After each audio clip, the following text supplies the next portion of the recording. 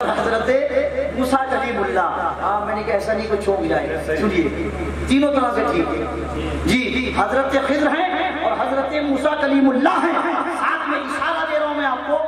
بستی کے لوگ بڑے ظالم ہیں، نہ کھانے کو پوچھا، نہ دعوت کو پوچھا، نہ پانی کو پوچھا، نہ مہمان نوازی کری، نہ میزبانی کے فرائض انجام دیے، مگر حضرت خضر نے دیوار کو دیکھا اور آپ پہنچے دیوار تعمیر کرنے لگے۔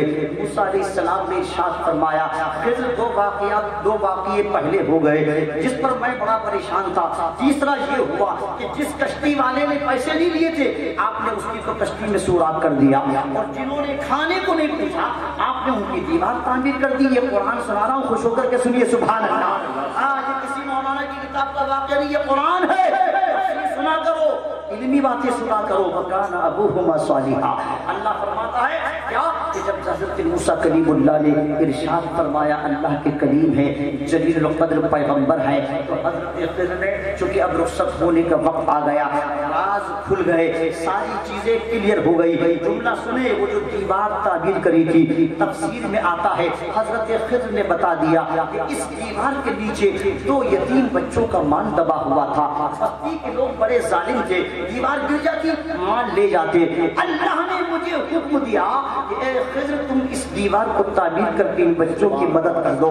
میں آپ سے پوچھنا چاہتا ہوں، تھوڑا سا نظر کرم فرمائیے، مجھے بتائیے یہ بچے حضرت کیا ولی تھے، کیا غوث تھے، کیا قطب تھے، کیا ابدال تھے؟ یہ تو ابھی شریعت کے مکلف بھی نہیں تھے، یہ تو عام بچے تھے، مگر اللہ نے ان کی مدد پیغمبر کے ذریعے کروائی۔ اس کے ذریعے پیغمبر کے ذریعے کیوں؟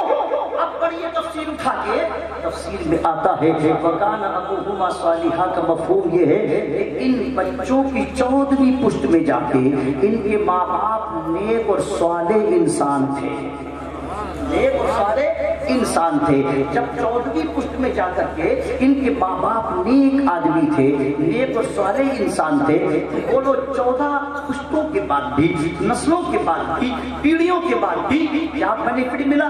اللہ نے ان بچوں کی مدد کس کے ذریعے کروائی؟ حضرت خضر کے ذریعے کروائی، پیغمبر کے ذریعے کروائی۔ تو بنا تمثیل سمجھ جائیے بریلوی پر اعتراض کرنے والوں، میں کوئی کنٹروورشل تقریریں نہیں کرتا ہوں، الحمدللہ میں خود حضور مفتی اعظم ہند کا مرید ہوں اور میں انتھی عقیدت کا بھی شکار نہیں ہوتا ہوں، بیلنس پر رہنے کا عادی ہوں، میانہ روی پر کام کرتا ہوں، مگر یاد رکھو حق ہمیشہ سر چڑھ کے بولتا ہے۔ 1000 گدھے مل کر ایک گھوڑے کا مقابلہ نہیں کرتے، تو 1000 باطل پرست مل کر ایک ایمان والے کا مقابلہ کیسے کر سکتے ہیں؟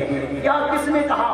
اعلیٰ حضرت کو چھوڑیے، اعلیٰ حضرت کے پیچھے والوں کو دیکھیے۔ اعلیٰ حضرت کے والد ہیں علامہ نقی علی خان، پوچھے علامہ تنویر قادری صاحب سے، بہت بڑے عالم، بہت بڑے محقق، بہت بڑے مفتی۔ ان کے باپ تھے علامہ رضا علی خان، ان کے باپ تھے علامہ قاسم علی خان، ان کے باپ تھے علامہ محمد اعظم خان، ان کے باپ تھے علامہ سعادت یار خان، ان کے والد تھے علامہ سعید اللہ خان۔ اب میں جملے دے رہا ہوں، غور سے سنیے آپ۔ ابھی مولانا رحمان صاحب نے کہا تھا نا کہ یہ چلے گئے، یہ چلے گئے، دنیا بھولی نہیں، بھولے کی کیسے پیچھے چھوڑ کے جاتے ہیں، بھولے کی کیسے پیچھے دے کے جاتے ہیں۔ سنو، علامہ سعید اللہ خان جب دنیا سے گئے تھے علامہ سعادت یار خان کو چھوڑ کر گئے تھے، علامہ سعادت یار خان دنیا سے گئے تھے تو علامہ محمد اعظم خان کو چھوڑ کر گئے تھے، علامہ محمد اعظم خان دنیا سے گئے تھے تو علامہ قاسم علی خان کو چھوڑ کر گئے تھے، علامہ قاسم علی خان دنیا سے گئے تھے، علامہ رضا علی خان کو چھوڑ کر گئے تھے، علامہ رضا علی خان دنیا سے گئے تھے تو علامہ مفتی نقی علی خان کو چھوڑ کر گئے تھے، علامہ نقی علی خان دنیا سے گئے تھے تو اعلیٰ حضرت ہم کو دے کر کے گئے تھے، اعلیٰ حضرت دنیا سے گئے تھے تو حجت الاسلام اور مفتی اعظم چھوڑ کر گئے تھے، مفتی اعظم دنیا سے گئے تھے تو حضور تاج الشریعہ دے کر گئے تھے، اور تاج الشریعہ دنیا سے گئے ہیں تو اسجد میاں ہم کو دے کر گئے۔ سبحان اللہ، سبحان اللہ، بے شک بہت اچھا، زندہ باد خالی نہیں ہوتا۔ یاد رکھو یہ دین، اس دین کا محافظ میں اور آپ نہیں ہوں، وَإِنَّا لَهُ لَحَافِظُونَ۔ اللہ فرماتا ہم نے اس کو نازل کیا، ہم اس کی حفاظت کریں گے۔ بس آپ کی رسپانسبلٹی اتنی بنتی ہے، علماء کے قریب آئیے، مدرسوں سے محبت کیجئے، مدرسے کے قریب آئیے، طلباء کی خدمت کیجئے، علماء کے سامنے زانو ادب طے کیجئے، علم حاصل کیجئے اور علم والوں کی قدر کیجیے پیارے، اس لیے کہ علم سکھاتا ہے کہ آپ کو اٹھنا کیسے ہے، آپ کو بیٹھنا کیسے ہے، آپ کو چلنا کیسے ہے، آپ کو سونا کیسے ہے، زندگی کیسے گزارنی ہے۔ علم اگر نہ ہو تو انسان وحشی بن جائے، درندہ بن جائے، غیر متمدن ہو جائے۔ علم ہی اسے سویلائزیشن دیتا ہے، علم ہی اسے تہذیب دیتا ہے، علم ہی اسے تمدن دیتا ہے، علم ہی اسے کلچر دیتا ہے۔ آپ نے تو دیکھا، برا مت ماننا میری بات کا، جب علم نہیں ہوگا آدمی جانور کی طرح ہاتھ پر پلیٹ رکھ کے کھانا کھاتا ہے اور کہتا ہے میں وی آئی پی ہوں، میں ویری امپورٹنٹ پرسن ہوں۔ ایسا ہو رہا کہ نہیں ہو رہا؟ شادیوں میں کھانا کھڑے ہو کر کے یہاں دکان لگا دی، وہاں اسٹال لگا دی، وہاں اسٹال لگا دی، یہاں بریانی رکھ دی، وہاں اڑد چاول رکھ دی، وہاں روٹیاں رکھ دی، وہاں میٹھا رکھ دیا۔ اب آپ بتائیے، میں نے بھی جگہ پوچھا، میں نے یہ کیا طریقہ؟ بولے ہاشمی صاحب یہ وی آئی پی لوگوں کا طریقہ، یہ اسٹینڈرڈ لوگوں کا طریقہ۔ میں نے کہا اچھا، تم نے سنت رسول کو چھوڑا تو تم وی آئی پی ہو گئے، تم اسٹینڈرڈ ہو گئے۔ سنیے اور کیجئے، وہ جو وی آئی پی بن کر کے گئے تھے شادی میں، جس نے اسٹال لگا دیے تھے، ہاتھ پہ پلیٹ رکھ کے بھکاریوں کی طرح گھومتا ہے، کبھی یہاں سے روٹی مانگ کے لا رہا ہے، وہاں سے چاول مانگ کے لا رہا ہے، وہاں سے بریانی کی جدوجہد میں لگا ہے۔ ارے اللہ کے واسطے دو روٹی مل جائے کھانے کے لیے، یہ وی آئی پی ہے؟ نبی کی سنت کو چھوڑا تو وی آئی پی نہیں، بھکاری بن گیا۔ کھائیے، بیٹھ کر کے کھائیے، دسترخوان بچھا لیجیے۔ اگر نمکین میٹھا دونوں ہو، نمکین سے شروع کرو، نمکین پر ختم کر دو، میٹھے کو بیچ میں لے لو، 77 بیماریوں سے محفوظ رہو گے۔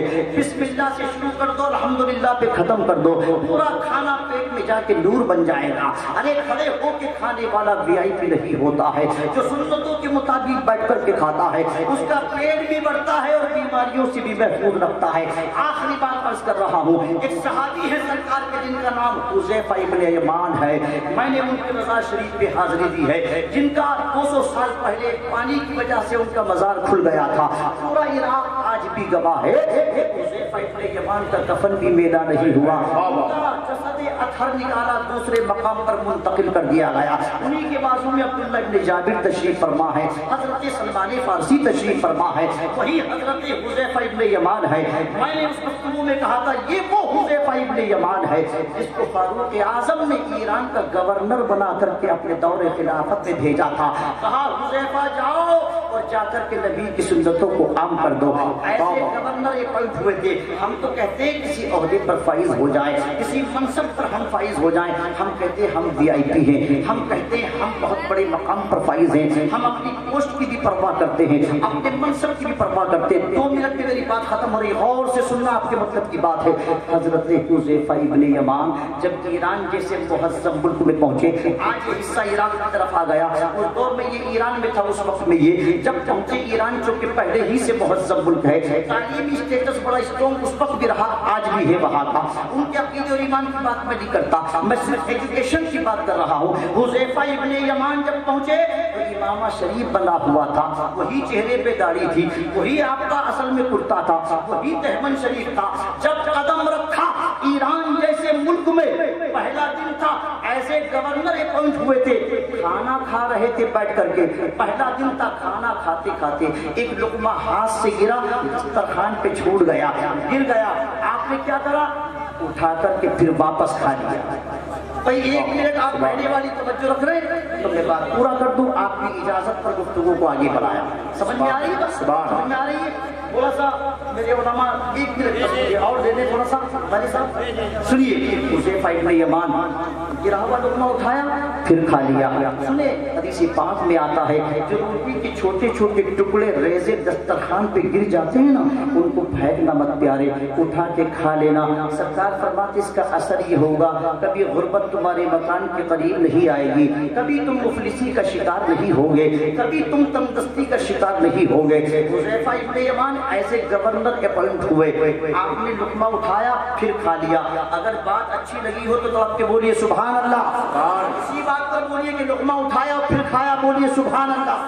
ہمیں بھی یہی کرنا چاہیے، گر جائے اٹھا کے پھر کھا لے۔ ایک شخص سامنے بیٹھا ہوا تھا، اعتراض کرنے والا، نئے کلچر کو فالو کرنے والا، وہ اس کوشش میں تھا کوئی بات ملے تو میں آبجیکشن کروں، کوئی بات پکڑوں ان پر کرٹیسائز کروں، مگر جیسے اس نے دیکھا کہ انہوں نے آج پہلے ہی دن گورنر کی پوسٹ پر فائز ہونے کے بعد گرا ہوا لقمہ اٹھا کر کے پھر خود کھا لیا، اس نے کہا یہ کیا تہذیب ہے آپ کی، یہ کیسا تمدن ہے آپ کا، یہ کیسا کلچر ہے آپ کا، یہ کیسا طریقہ ہے آپ کا کہ آپ گورنر کی حیثیت سے آئے اور آپ نے گرا ہوا لقمہ اٹھا کر کے کھا لیا۔ برا مت مانیے، معاف کیجیے، ہم ہوتے تو سوری بول دیتے، ہم ہوتے تو معذرت کر لیتے، جیسا دیس ویسے بھیس والی سچویشن کریٹ ہو جاتی، مگر نبی کا جو غلام ہوتا ہے نا وہ یاد رکھو کبھی کسی اور کا فالوور نہیں ہوتا۔ کنتم خیر امت اخرجت للناس تأمرون بالمعروف وتنہون عن المنکر، اللہ نے آپ کو امام بنا کے بھیجا ہے، آئیڈیل بنا کے بھیجا ہے، رہبر و رہنما بنا کے بھیجا ہے۔ حضرت حذیفہ ابن یمان کا جواب سنا دوں، سارے متوجہ ہوں گے، سارے ہیں؟ حضرت جواب سنیے گا، حضرت حذیفہ نے جو جواب عربی میں دیا تھا وہی سنا دوں، توجہ ہے؟ وقت بولیے سبحان اللہ۔ آپ نے معذرت نہیں کری، آپ نے ان سے کوئی معذرت کی سچویشن کریٹ نہیں کری۔ حضرت حذیفہ نے اپنی آنکھیں اس کی آنکھوں میں ڈال کے کہا اترک سنت حبیبی لہؤلاء الحمقاء، کی وجہ سے، ایران کے بیوقوفوں کی وجہ سے اپنے نبی کی سنت کو چھوڑ دوں؟ واللہ میں گورنر